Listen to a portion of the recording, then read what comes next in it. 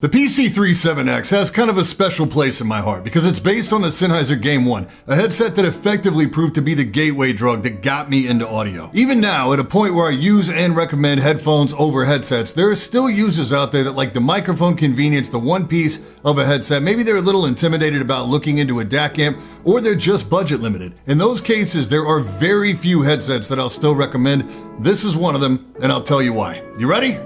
Let's go.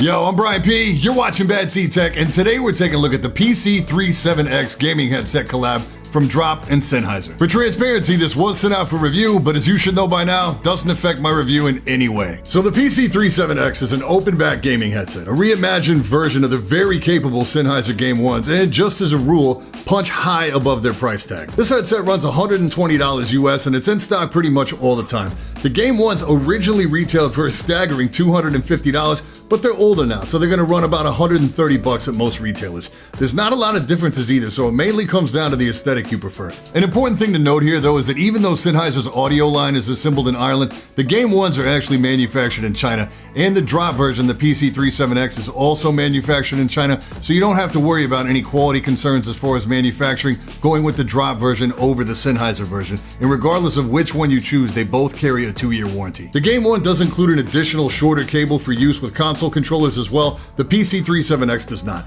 Outside of that and the colorway, these are essentially the same headset. So we have like a mostly all plastic frame here, but it's soft touch, really flexible plastic. It's not rigid. These will definitely sustain a couple drops, no sweat. Physically, it's durable, but the coating can scratch and scuff. All blacked out frame here with the logos done in silver. Outside, the ear cups are done in like this slatted, vented design. Good tactile notches on the slides, no indicator markings of any sort, and they expand to fit a really large variety of head shapes and sizes. Despite the permanently attached boom mic design, they do look really slim on the head, even if you've got a huge head. This is something Sennheiser got away from with the GSP series, and it's a shame. Padding inside the headband is plush and velour, and there's a lot of it. Depending on your head size, you may experience some clamping force out of the box, but these break in quickly. They become very comfortable. For me, these are more comfortable out of the box and require less break-in time than the HD58X. They're lightweight too, at like 250-ish grams on my scale. Cable is detachable, though it does use Sennheiser's proprietary recessed 2.5mm connector. It's braided, flexible, long too at 10 feet with a split end for headphone and mic. Decent cable, not as nice as the GSP series where it's got that little elastic spring to it, but it is long enough to reach the back of your PC,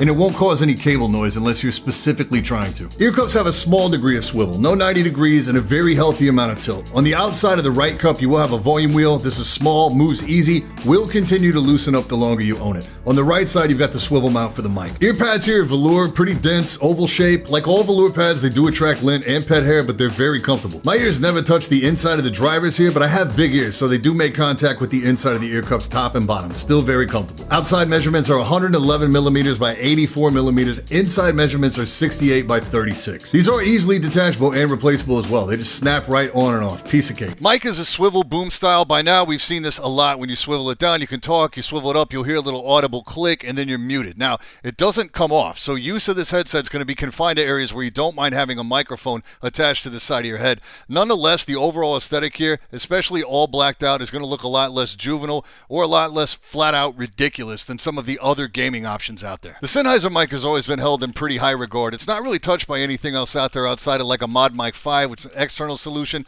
or more recently the Cooler Master MA751.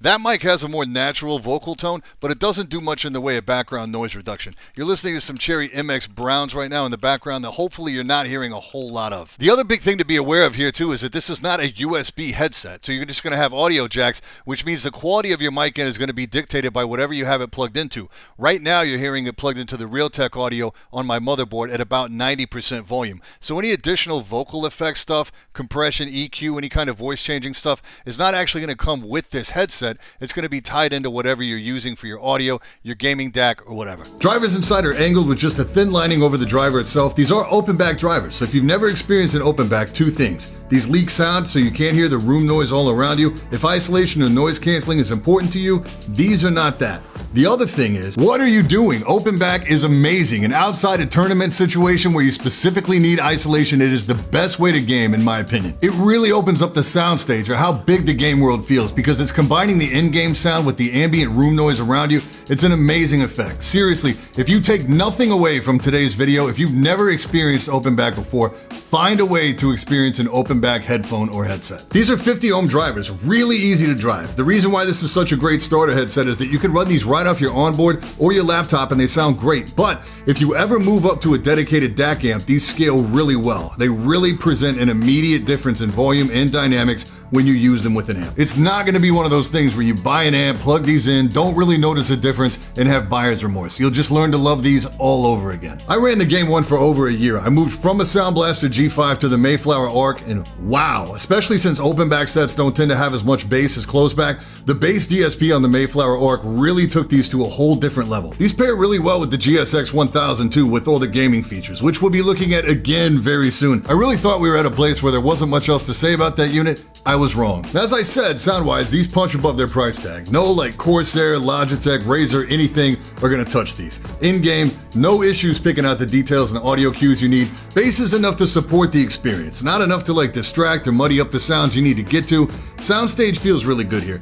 Imaging is effective with basic left and right and forward, like 80% versus some of the other top tier headphones I own. These are mid-fi. For music, they do hold their own too. It's a balanced, warm sound. Highs are definitely not shrill or shouty or sibilant. And that's not to say that you sacrifice detail on the high end either. These have decent detail and good layering. I'm being reserved with my adjectives. It'll make sense in a second. Mids here are slightly recessed, and depending on the volume level and the amount of power you're feeding it, they do have a tendency to get mixed up a little bit in the low end. Lows here are very warm and very full. They can even touch on like sub-bass territory depending on the music you're listening to and again, how much power you're feeding them. Overall sound signature here is warm and dark. Think of dark like if it got too dark, it might sound a little muffled, versus on the other hand, if it got too bright, highs might start to sound a little harsh and it may fatigue your ears. The PC37X will smoke the overwhelming majority of gaming headsets out there and will sound great to most consumers. But when you move up to something like the HD58X, which would be the next logical upgrade, the best simile here is like when you're listening to the PC37X, you're like right below the surface of the water. Versus when you get to the HD58X, you break through and you're right above the surface of the water. That sounds dramatic, sure, but when you A/B test it against the 58X, you hear every little detail. You can hear reverb, tails of notes trail off while other notes are starting. Vocal harmonies have more separation. The mids don't roll into the lows. Even at high volume, it never becomes like a mash of music. The HD58X is less comfortable in my opinion, and the frame is less durable objectively. I recently cracked a pair when my adorable cat pushed them off my standing desk onto our concrete floors. It's also gonna run you about 40 bucks more. It will require a different mic solution, but doesn't necessarily require an amp. That's the beauty of the gaming headset, simplicity. Versus something like the higher end GSP, the GSP is gonna have better audio quality, but the long wear comfort of that headset and the aesthetic are both pretty suspect. Versus something like a HyperX Cloud 2 or Cloud Alpha, my answer is this. No question. Versus the Cooler Master MH751, subjectively, I would take the PC37X for the overall tone of the audio, but there's no denying the comfort and the versatility of the MH751, and a lot of people swear by the tuning of that headset. It's just a little bass light for me. So there you go. If you're looking for the simplicity of a gaming headset with like best-in-class audio, a really decent mic, and an overall design aesthetic that isn't gonna scare girls out of your apartment, this is a strong option. If you're comfortable with having an external mic and you can stretch a little bit in the budget and you're prioritizing audio quality, I would have to steer you towards the HD58X. The bump in fidelity for the $40 upcharge is well worth it. There's affiliate links down in the description for everything we talked about today. As always, any questions, hit me in the comments or drop by the Discord. That's it for this time. I'm Brian P. Thanks so much for watching. Don't forget to hit that like button, hit that sub button, and until next time, stay up.